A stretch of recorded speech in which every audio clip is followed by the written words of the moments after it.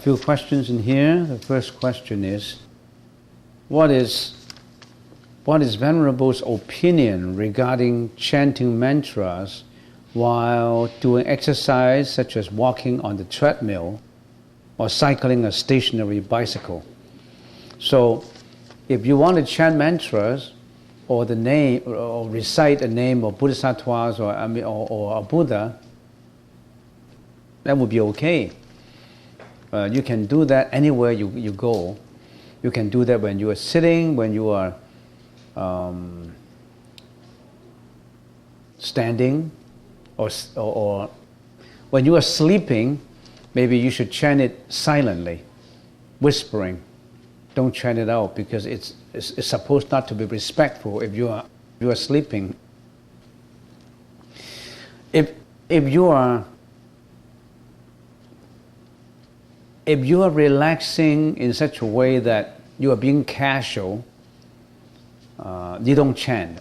For example, if you put your legs up, or if you lie under the sun, taking a sun bath, or if you are, I don't know, if you are doing something not too casual, not requiring any attention, then you shouldn't be chanting it. For example, if you are singing karaoke, you're not chanting, because you're singing karaoke and you are chanting Namo Amitabha at the same time. No, you're doing something casual, not respectful of the name. You don't chant the name of the Buddha. Or if you are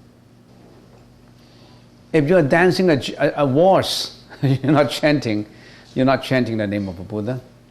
If you are dancing, but if you are walking on a treadmill, that means you are seriously training your body.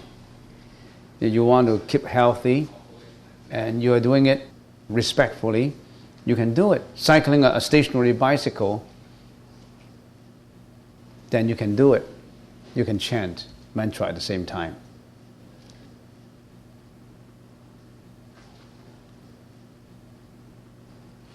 Okay, so that answers that question. Second question, if we don't bow to the Buddha, why is it sometimes we pray or say prayers?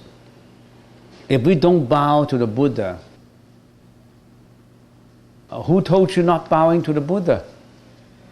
If we don't bow to the Buddha, well, I never said that you should not bow to Buddha. I never said that you should not prostrate to the Buddha. I said the highest respect should be paid to the Buddha.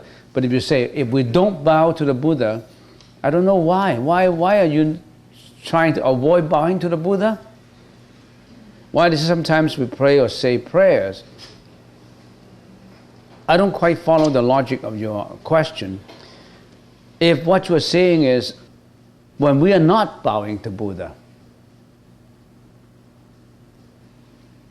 why is it sometimes to pray or say prayers? Why don't we break these questions into two? Why is it sometimes we say prayer or say prayers? We say prayer, it's just a kind of communication. Or it's a kind of, if you want to say it, using some psychological terms, as a self-reinforcement. You're repeating it in yourself about certain things that you have to do, or certain things that you should not do. I say in my prayers that I shall not kill. I shall abstain from killing. I shall abstain from lying. I shall abstain from sexual misconduct. I say all these things because I want to reinforce myself that I shouldn't be doing these things that are not right. It's just like repeating commandments. It's a reinforcement. Or you are saying things that you should do, reinforcing that you should do. I should help the poor, I should be generous, I should practice generosity, I should practice maintenance of morality, I should practice meditation, I should practice tolerance, I should practice many, many things that I should do. So saying prayers means a lot. It means a self-reinforcement. It also means communication with the external, I don't know, energy, if you may call it, with something external, with someone external that is saying prayers. That's why you say prayers.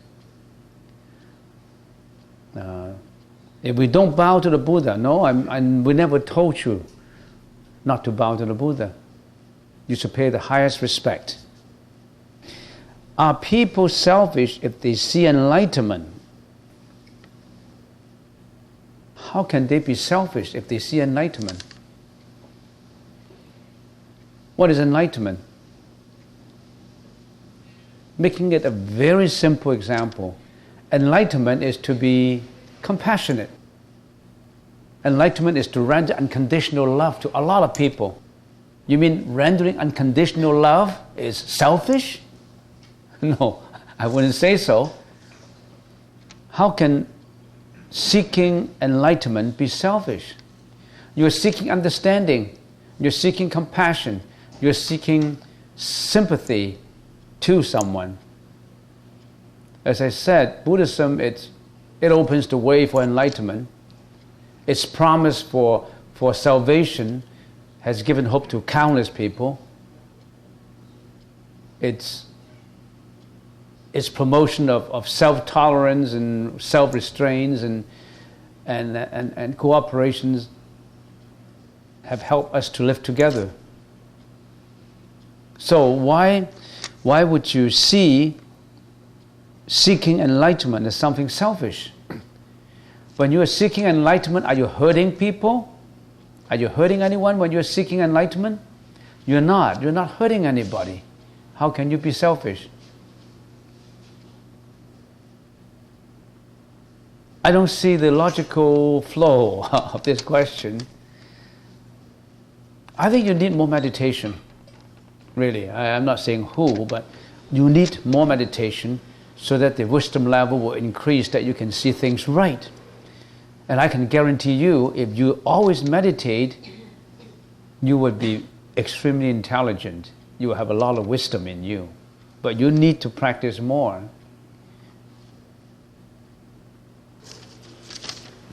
Next question. Along with daily meditation, what sutras or prayers would be beneficial to practice daily to cultivate one's wisdom? Along with daily meditation, there's so many sutras or prayers that you can practice. For example, you can be reciting the Heart Sutra, Prajnaparamita Hridaya Sutra. The very short one, this Heart Sutra that was chanted, we recited this morning. You can recite the 8 realizations of Mahasattvas and Bodhisattvas, which we chanted. You can chant the the mantra of compassion.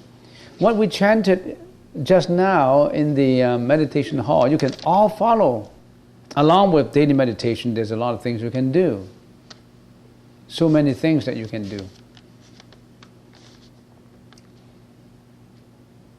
That's all for the questions. Any more questions? And I was in Hong Kong for 2 weeks. The first 4 days, I went to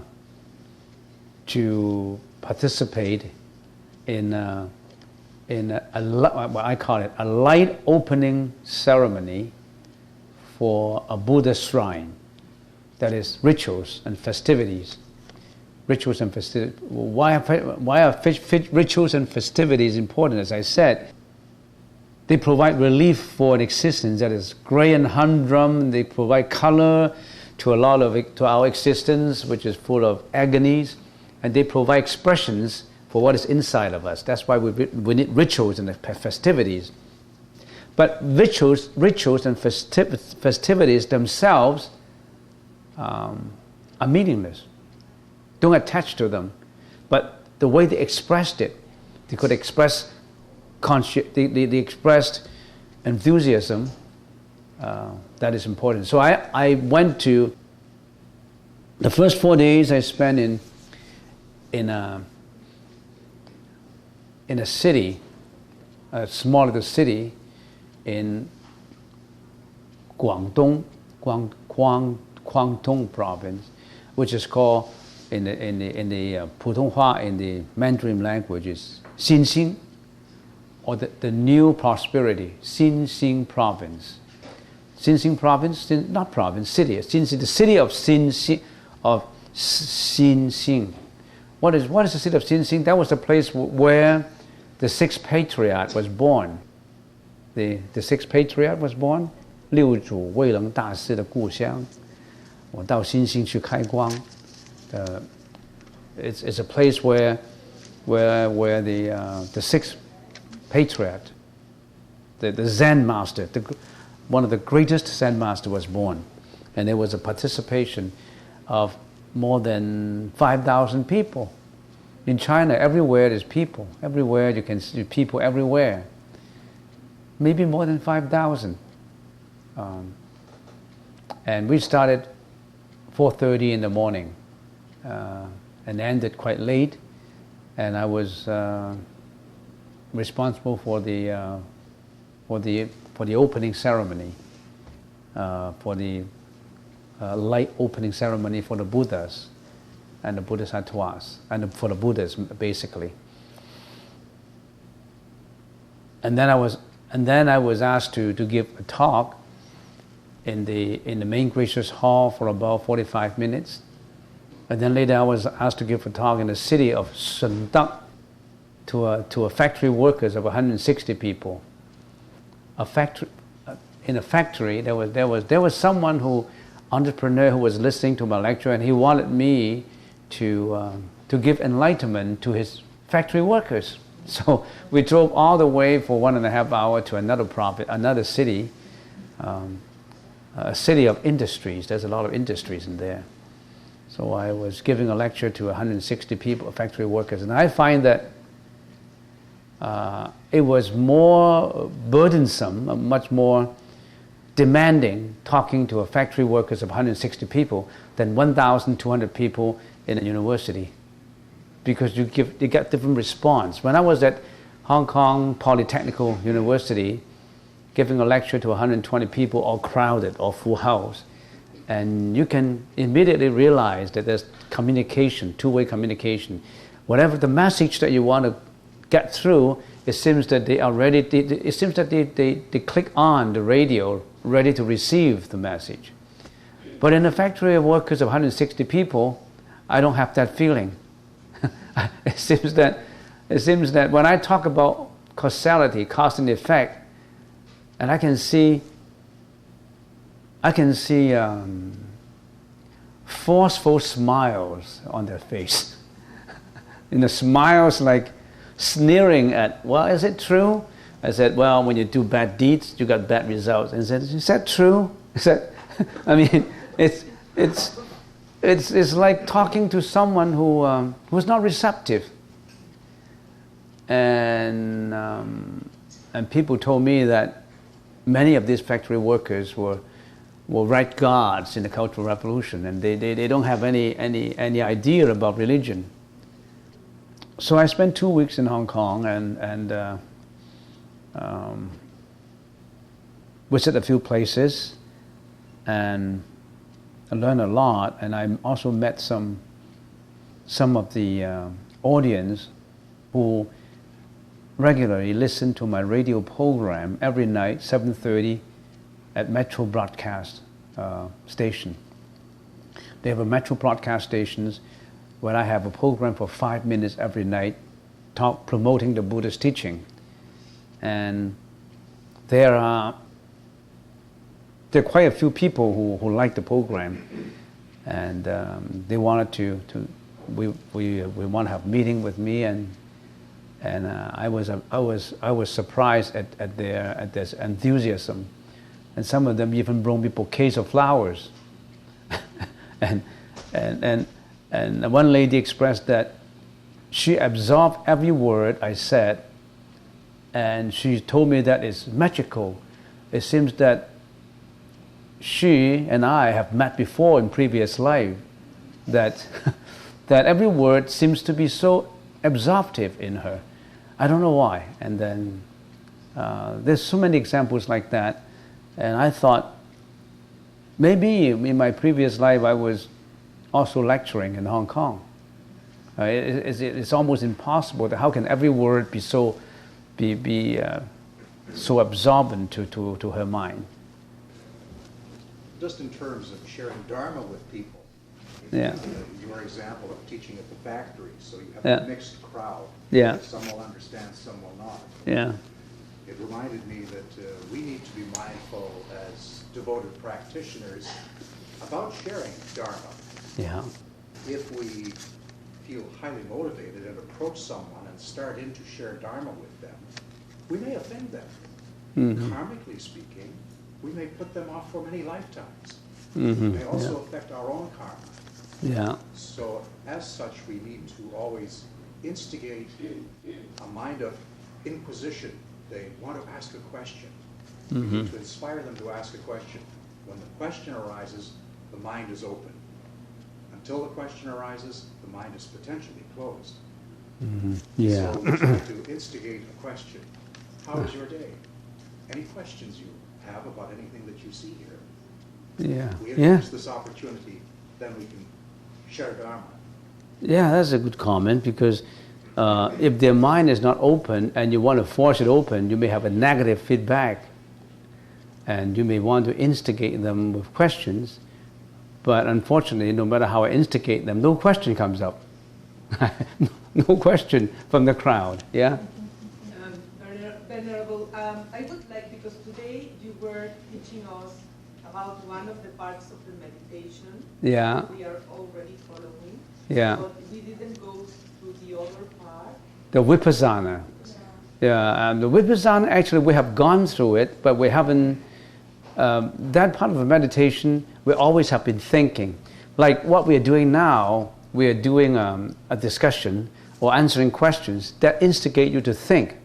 Now that is part of the Vipassana. In other words, instead of just concentrating on an object, you also think about how is life, where do I come from?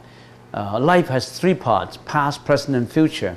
So there's nothing to be obtained, because nothing is obtainable. Everything is transitory. Everything is impermanent. That is already a part of Vipassana.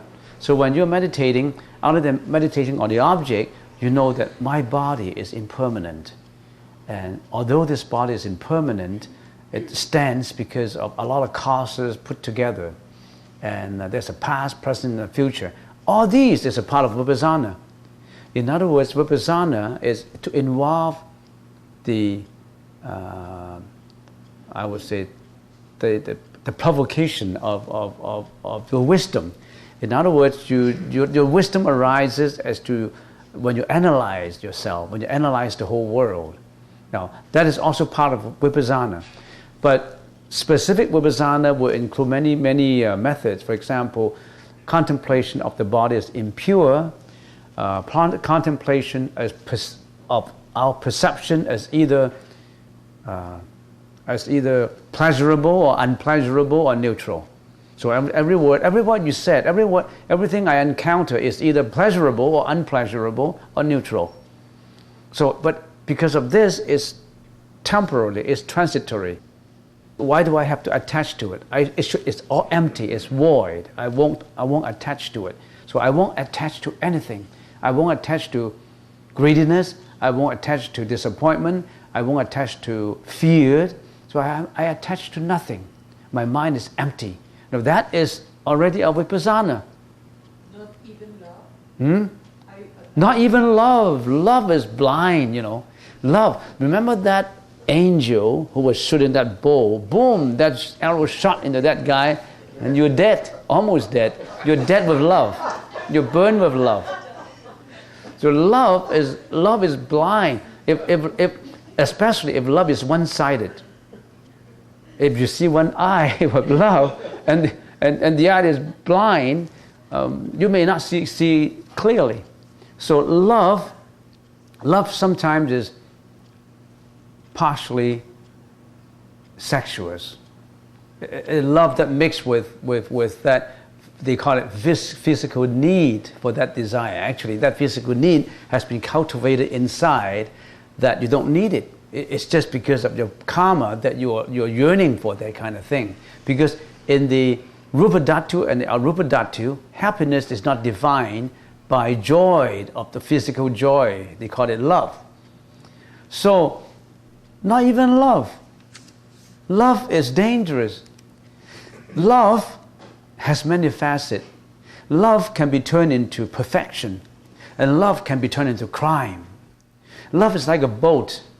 Love is like water. Water can upset a boat, and water can float a boat. Water has many functions. It can be advantageous. When the water floats the boat, it is disastrous if the water submerges the boat.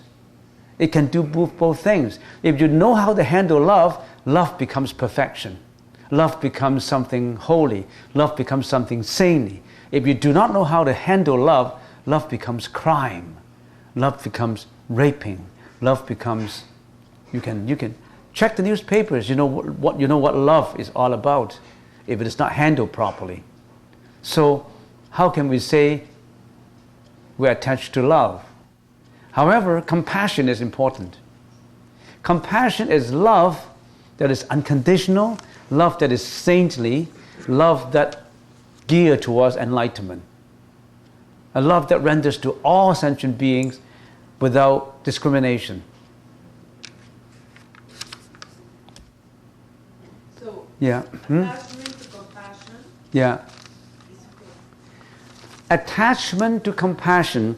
When you have compassion, you don't call it attachment anymore, because it is non-compassion that is attachment. Attachment only applies to something that you're blindfolded in. Compassion has wisdom in it. Compassion is not blind, like you love everybody. You want to render your love to everybody regardless of who they are. You have to judge. If you help the prisoners to kill another prisoner, there's not compassion anymore. So compassion is, you don't attach to compassion, but compassion is there. When we use that word attachment, is not the right word anymore for anything that is enlightenment. For enlightenment, there's no more attachment. But it's all overwhelmed with that compassion. We don't attach to the meaning, the word meaning. Don't use attachment. But attachment to you, sometimes you want to use it in such a way that in your connotation, it does not mean blindfolded attachment is okay. Attachment to compassion. I like to be compassionate. That's okay. Words are not important. The meaning of words are not important. It's the wisdom that's important.